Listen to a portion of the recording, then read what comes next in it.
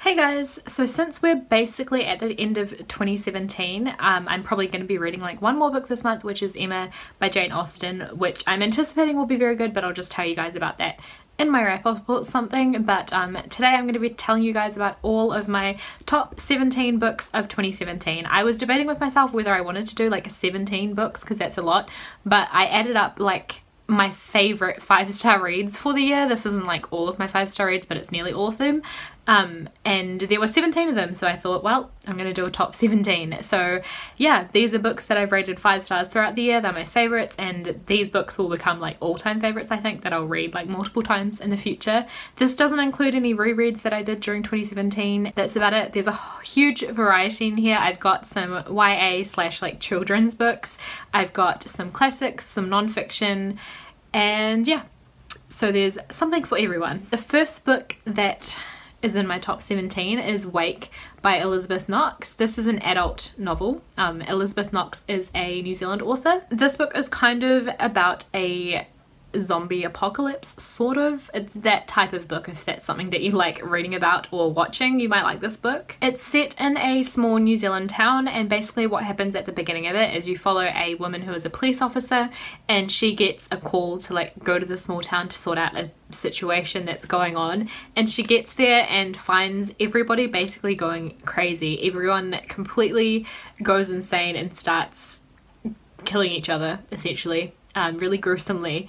And she isn't affected by it somehow, and she ends up banding together with a bunch of others from the small town who survive this situation, and they end up isolated from the rest of the world, and it follows them just basically trying to survive and figure out what is going on and that kind of thing. So it's a really fantastic book. I think the characters in this book are really amazing. There's a huge array of main characters, all ages, ethnicities. They all have a, you know, different background and a really detailed backstory and everything, and there were so many characters that initially I was concerned that would like overwhelm the story and I wouldn't really be able to follow who was who, but actually they were all so well developed and so clear cut that I could keep up with all the characters, and I loved them all, like some more than others, and I just think the characterization and everything in this book was like incredible. I really enjoyed it for that. So if you like books with really good character development and you like, you know, zombie apocalypse type books, I think this one you guys will really love. The next book that was in my top 17 for 2017 is a children's one, and this is the How to Train Your Dragon series by Cressida Cowell. I read them on audiobook, but I read the first like 2 or 3, I can't remember now. It was definitely the first 2. I think I started the 3rd one. And the audiobooks are narrated by David Tennant, who I love. So if you are a David Tennant fan like me, as you can imagine, the narration is amazing on the audiobook. So I highly recommend the audiobooks of these, but I definitely want to buy physical copies as well because it's just such a fun story. I haven't seen the movie, but I know there's a movie based off this series as well, which I'm sure a lot of you guys would have seen. It's just super fun. It's about a kid who lives with Vikings, I think, in like Scotland or something like that. And they, you know, to become men have to have a dragon and train it and that kind of thing. And each story has like kind of a different thing that they have to do. But I love the dragons in this book. They're really like cute. And yeah, it's just a fantastic, like super fun childhood classic type story. It's amazing. So I highly recommend the series, especially the audiobooks by David Tennant. The next one that's made it to my top 17 is A Monster Calls by Patrick Ness. This is definitely one of the best books that I've read of all time. If you haven't heard, there's a movie out of this as well. It's about a boy who has a monster come to visit him every night, and that's kind of all I want to say about it. It's better to go into it not knowing heaps, but it deals with grief and things like that, but in a really like amazing, beautiful way. This book is just fantastic, and I really recommend it. And also the movie was a really good adaptation, so that was fantastic as well. Another one that's on my top 17 is A List of Cages by Robin Rowe. I talked about this in a reading vlog that I did like not that long ago, and this book is an amazing YA contemporary. It's about 2 boys who used to be brothers, kind of. One of them was like a foster child in that family. They ended up being separated. The kid who was a foster kid ended up going to live with his uncle instead, and then they get reunited at high school, and one of the boys is like a lot older and one of them is younger, and it's just about the friendship between the two of them and how they look out for each other. And yeah, it's a super intense read because it deals with child abuse, which is never something that's like nice to read about, but it is dealt with in a really incredible, powerful kind of way. And this book overall was just amazing, and I absolutely love the friendship in this book. I just think it's beautiful. The next one is The Gentleman's Guide to Vice and Virtue by Mackenzie Lee. This was definitely also a book that is totally one of my favorites of all time now. I enjoyed this book so much I can't even say like I would give it more than 5 stars if I could. This is a YA historical fiction novel about a guy called Monty, and he does a grand European tour with his friend Percy, who he's secretly in love with, and his sister as well, who was super awesome. And they basically just have this crazy adventure where like insane things happen. There are pirates involved at one point. It's just a really awesome YA historical fiction. It's super fun. Another one that I was super in love with this year is Gemina by Amy Kaufman and Jake Kristoff. This is the second book in the Illuminae Files series. I got this one around this time last year. I think I got it possibly for Christmas from my partner, or he just bought it for me randomly, I can't remember, but I love this book so much, and it's such a good follow-on from Illuminae. I loved Illuminae so much.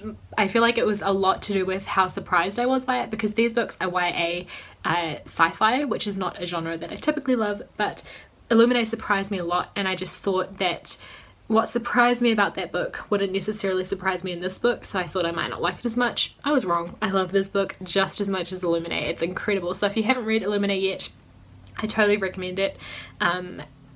There's not too much I can say about it except that it's sci-fi and it's written in an epistolary style.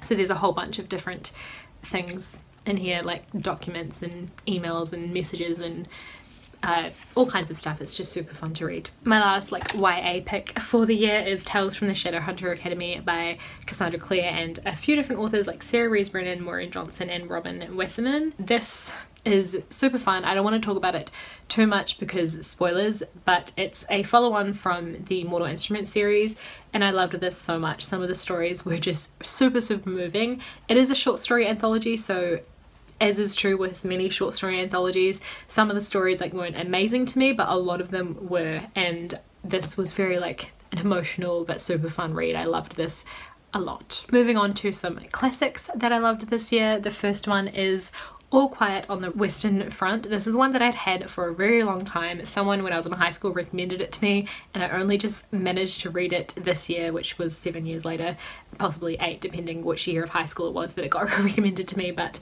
I really enjoyed this book. It's set during the First World War, and it's from the perspective of the German side, and the author was in the war himself, so it's kind of based somewhat on his own feelings and his own experiences and what he thought about war, and it's super powerful. It kind of just makes you realize that everyone involved in a war is human, and yeah, this book is just amazing. There were a bunch of little black classics that became my favourites this year as well. 2 of them are fiction, so I'll start with those. The first one is The Old Nurse's Story by Elizabeth Gaskell. This is 2 short stories. One of them is called The Old Nurse's Story, and the other one is Curious If True.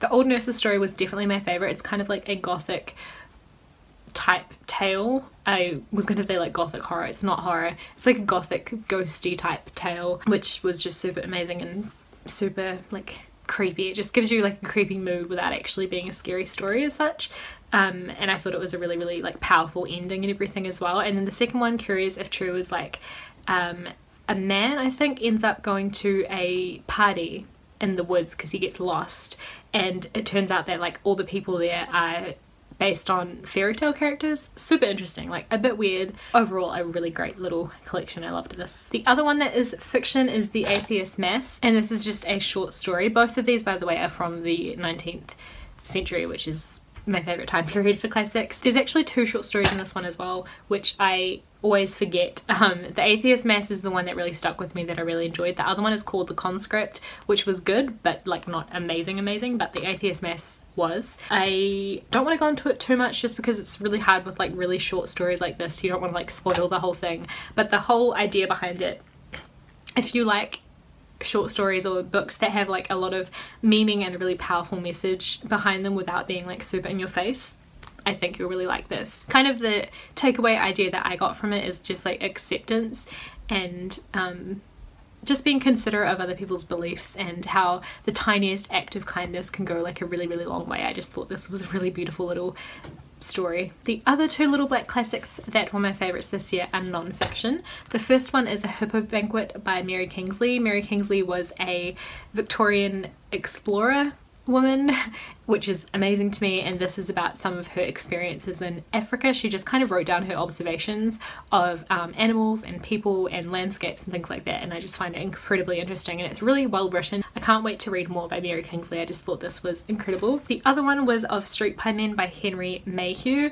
This I've talked about, I feel like, quite a bit, but it's also from the 19th century, and this was little observational pieces that Henry wrote for some kind of like newspaper or something, just about the lives of ordinary people in London, which is absolutely fascinating to me. And yeah, there's a bunch of different little pieces, I guess, of different things. Some of them are like interviews with people, some of them were just his observations of different things. One of them is his experience going on a balloon ride, because that was like a thing back then. So yeah, this is a really interesting little collection as well. The other non-fiction reads that I really enjoyed this year, there's like a bunch of them. One of them was Brain on Fire by Susanna Cahalan, and this is an amazing story. I've talked about this one quite a bit as well, but Susanna Cahalan was a journalist, or is a journalist, in New York, and she ended up getting really, really sick mentally and physically, and no one could figure out what was wrong with her. So this is kind of just her experiences of that time in her life and how she got through it, and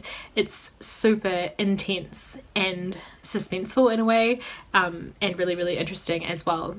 This one, I always say you will like it if you like medical dramas like House, just because it's a huge like medical mystery, and super well written, because she was a journalist before any of this happened as well, so it's a really excellent non-fiction book. Another one that I really loved was Rapture Practice by Aaron Hartzler. This is his kind of autobiography, sort of from when he was a child up until he's about like 20 years old or so, maybe 18. It's pretty much just like reading a YA novel, but it's actual events that happened in someone's life. It just reads like YA. Aaron Hartzler is the author who wrote What We Saw, which is a really great YA book, a really important, powerful one as well, but this, his own like autobiography, is really, really amazing and just reads like YA. So if you want to get into some non-fiction but you are really more comfortable reading YA, this is a good place to start. Another non-fiction like autobiography that I really enjoyed this year was Civilianized by Michael Anthony.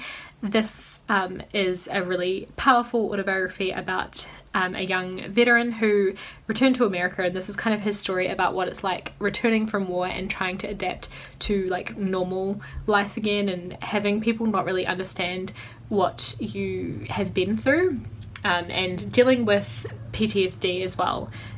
It's just a really fantastically well written book. Like the voice in this is really incredible. I feel like that's what really makes autobiographies for me, is like how the writer's voice comes across, and I think this is a really fantastic one. I read a lot of non-fiction this year, and a lot of these favourites came from Non-Fiction November, which is awesome, including Much Ado About Shakespeare by Donovan Bixley. This is a New Zealand author slash artist, and I think that's really awesome. This is basically a short illustrated biography of Shakespeare, but it includes a lot of facts that you wouldn't necessarily know about Shakespeare, and the art in this is just beautiful and amazing. Highly recommend it if you're interested in Shakespeare. And the final book that's in my top 17 of 2017 is In Cold Blood by Truman Capote. This is a novel about a family who was murdered, and just kind of following the case of the murderers getting pinned down pretty much. This is another book that's non-fiction, but it really, really reads like a fiction story. It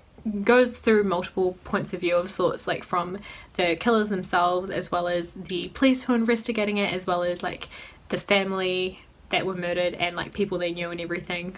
It's really, really incredible. If you like true crime. Like, I really like listening to the Case File podcasts. If you like those, this book I highly recommend to you if it's the same sort of vibe, and I think you'd really enjoy it. Those are all of my top 17 books of 2017. If you've read any of these, let me know in the comments down below, and I will link in the information about any like reviews or anything I've done on different books in this list, because I feel like a lot of them I have talked about previously. So if you want to know more, I'll link those as well. Let me know what some of your favorite books you read this year were, and I might have to add them to my TBR. But that's it for this video. I'll see you guys with another one in a couple days. Thanks for watching. Bye.